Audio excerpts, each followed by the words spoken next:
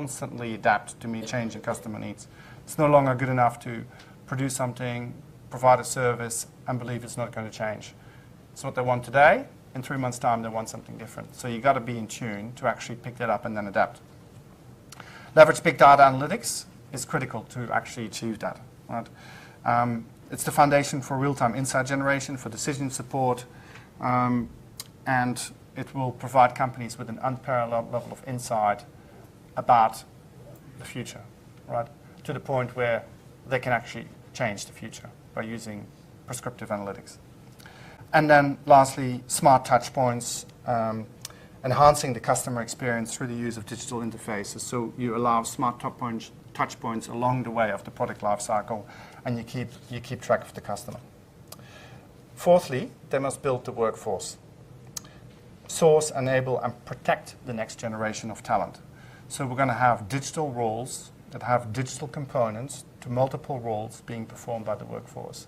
Talked about this man-to-machine collaboration, designing tasks that encourage active collaboration between humans and autonomous robots and machines to really accomplish day-to-day tasks, and then reskill for digital, equipping the workforce, leveraging digital tools and machine capabilities, improving productivity, and enhancing that culture of experimentation. This is not an overnight shift. You need to experiment with it. You need to have a sandpit, and you need people to play in it. Right. Fifthly, it's about re-architecting the ecosystem, assembling and refreshing the right partners to drive innovation and new capabilities. And so you need to be able to work easily with those partners. If you need a 6-month integration project and $250,000 to make it happen in 5 teams of lawyers, it won't happen. You need to be able to have an app, and they need to be able to switch on quickly and integrate with you seamlessly. It's about leveraging open and co-innovation, obtaining and developing new ideas for products and services from a wide variety of sources, both internally and as well as externally to your firm. And establishing tech incubation centers, centers of excellence, nurturing innovation clusters that design and prototype early-stage technology use cases. These are the sandpits that I'm talking about. It's too late to wait for the technology to mature like we did in the past. You need to get in there now.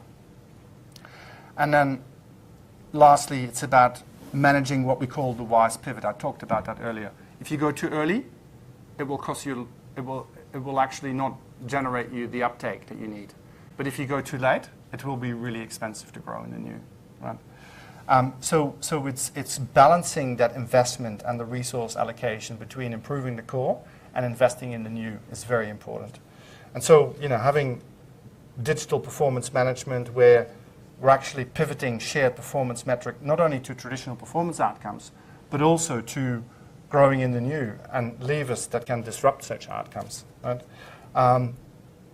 What I call mainstreaming digital cadence. So moving advanced digital technologies such as AI, such as machine learning and quantum computing from pilot and trail experiments into mainstream operations.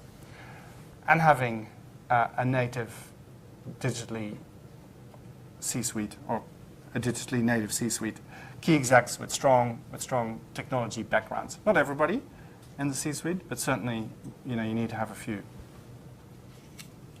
So I think those are some of the key things that that companies need to do in order to capture and unleash the potential of Industry X.0. That's really what I had to share with you today. I'm happy to have some further conversation. There's also a number of questions that are called a call to action. I'm not going to go through them, but they're going to be in the handouts that you will get. And they're going to be pretty good for organizations to answer and ask themselves, how are we tracking against each of those 10 things? That should give you a scale for whether, we think you're on the right track or not.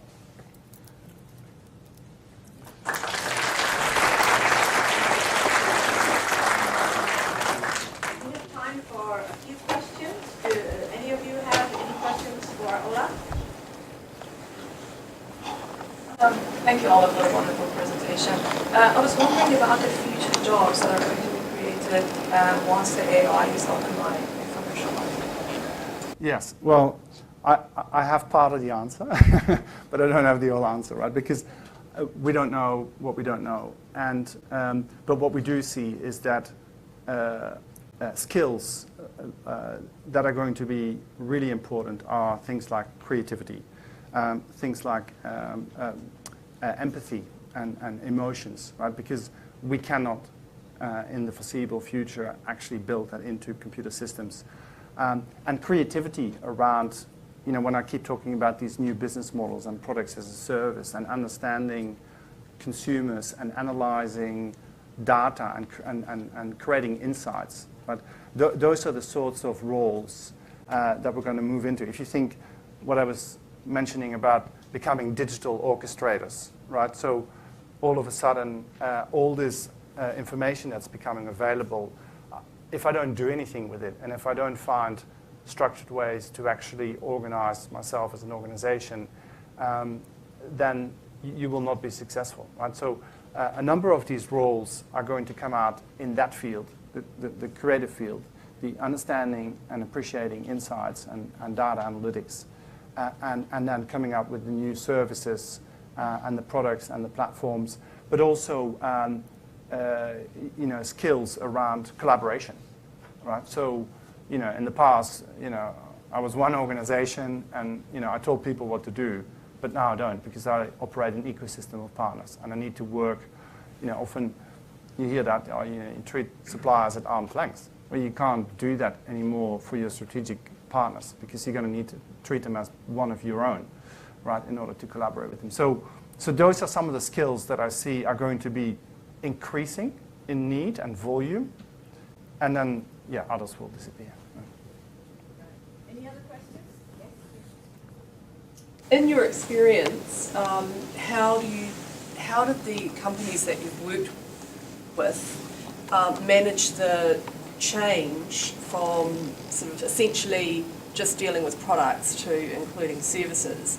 I'm wondering how you communicate that to the stakeholders, such as the investors that have, the shareholders and the employees.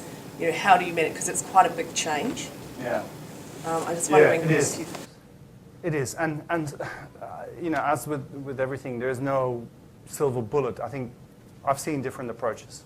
So I've seen companies going quite covert and having a little pocket where they've got some people that look different and that feel different. They don't look like me. They look, they've got a man bun and they've got a beard and they've got T-shirts and they sit in a different part of the business and they're coming up with these ideas, right?